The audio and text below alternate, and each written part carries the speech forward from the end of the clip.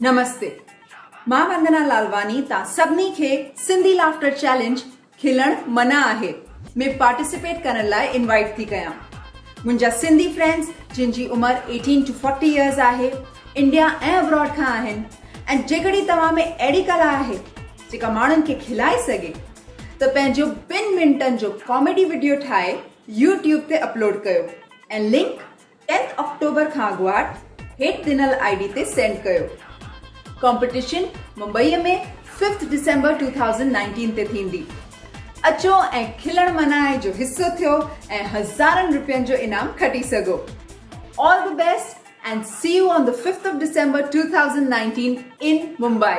So my dear Sindhi ladies and gentlemen, boys and girls from 18 years to 40 years, तमाम जल्दी कयो। 10 अक्टूबर खां पहिरियों पंहिंजी एंट्रीज़ मोकिलियो त तव्हांखे असां शॉर्टलिस्ट करे बॉम्बे घुरायूं, 5 दिसंबर ते पार्टिसिपेट करायूं ऐं तव्हांखे इनामनि सां घर वापसि मोकिलियूं।